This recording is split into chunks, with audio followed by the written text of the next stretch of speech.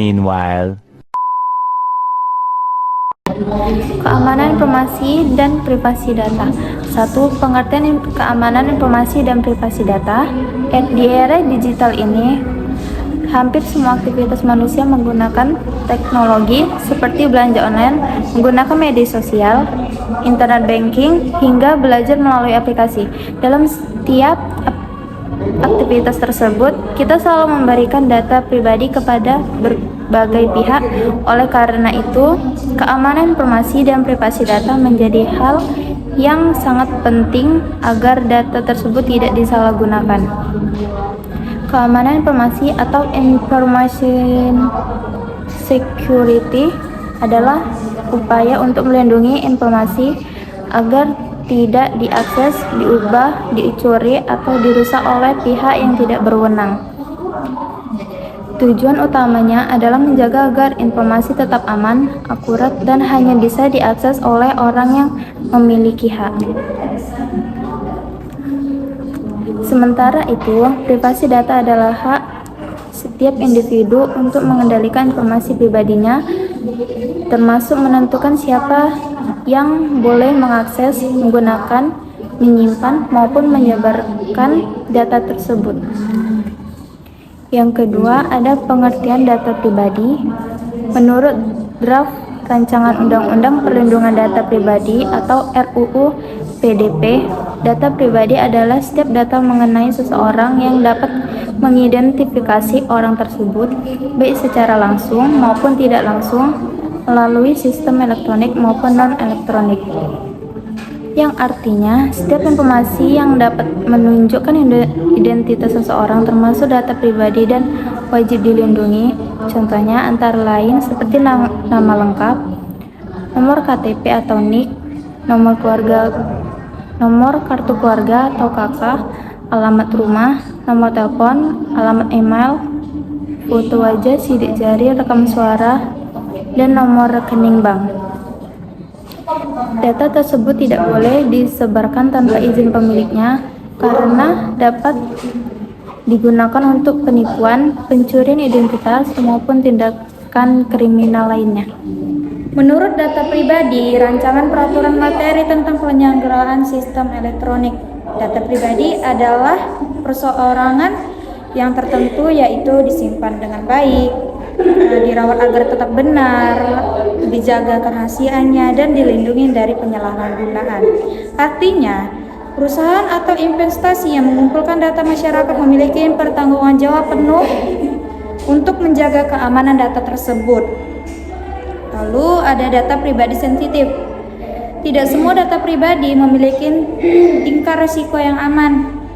Ada data pribadi tergolongan data pribadi yang sensitif, yaitu data yang membutuhkan perlindungan lebih tinggi karena jika bocor dapat merugikan pemiliknya. Menurut draft, data pribadi sensitif meliputi yaitu pertama ada data agama atau kepercayaan, misalnya Islam, Kristen, Katolik, Hindu, Buddha, Konghucu. Data agama termasuk dapat sensitif karena dapat digunakan untuk diskriminasi atau tindakan toleransi. Dan itu ada data kesehatan meliputi yaitu riwayat penyakit, hasil pemeriksaan laboratorium, rekam bisnis, golongan darah, riwayat operasi. Jika bocor, data ini dapat digunakan oleh pihak yang tidak bertanggung jawab atau menimbulkan diskriminasi. Yaitu ada lagi kondisi fisik dan mental, misalnya disabilitas, gangguan penglihatan, gangguan pendengaran, gangguan mental. Informasi ini harus dijaga agar tidak menimbulkan perilaku yang tidak adil terhadap seseorang. Dan ada kehidupan sosial. Informasi mengenai kehidupan sosial, seseorang merupakan hak privasi yang sangat pribadi sehingga wajib mendapatkan perlindungan khusus. Dan ada lagi data keuangan, misalnya nomor rekening, saldo rekening, riwayat transaksi, nomor kartu kredit, informasi pinjaman. Jika data ini bocor, pelaku kejahatan dapat melakukan penipuan atau pencurian uang. Dan ada data sensitif lainnya, yaitu data lainnya yang apabila bocor dapat membahayakan keselamatan dan keamanan maupun kehidupan pribadi seseorang. Yaitu ada data pribadi yang dilindungi menurut UUD Administrasi Kependudukan.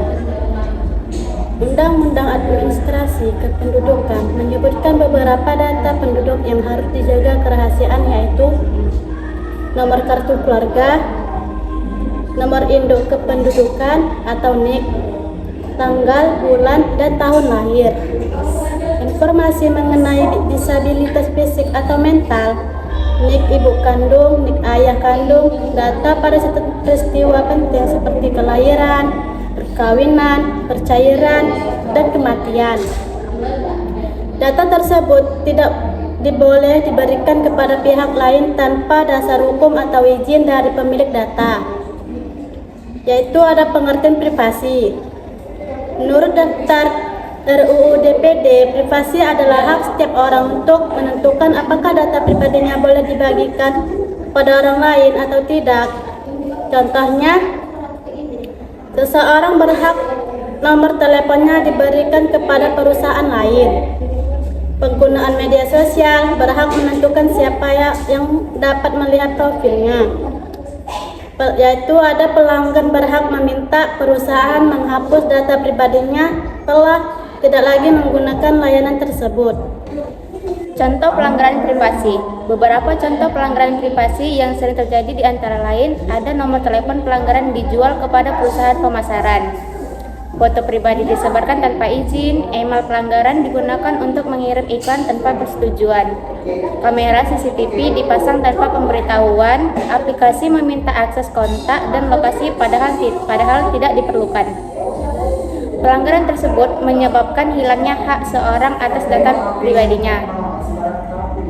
Contoh kebocoran data. Kebocoran data terjadi ketika informasi pribadi berhasil diakses oleh pihak yang tidak berhak. Contohnya ada data pasif, pelanggaran diretas hacker, paspor menggunakan bocor ke internet, data KTP diperjualbelikan, data rumah sakit dicuri, data pelanggaran marketplace tersebar. Akibat kebocoran data, ada penipuan online, pencurian identitas, pembohongan rekening,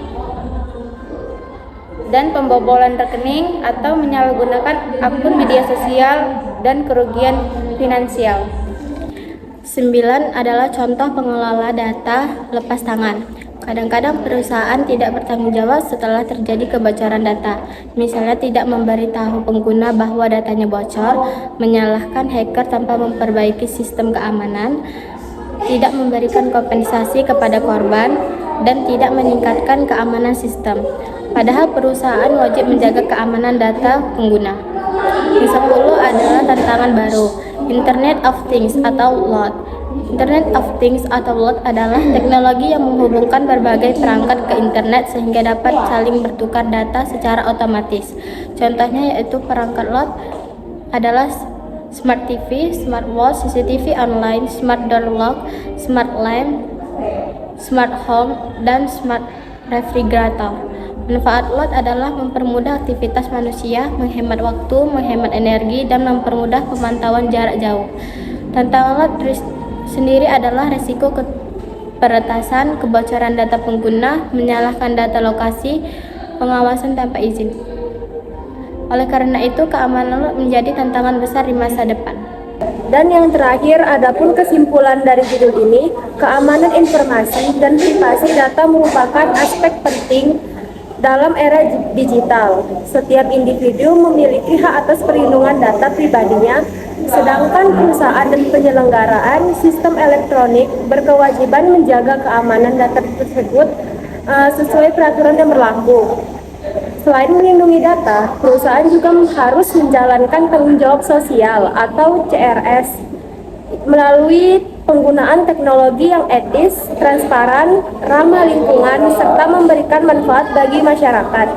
Dengan demikian, perkembangan teknologi dapat meningkatkan kualitas hidup tanpa mengorbankan hak privasi dan keamanan pengguna.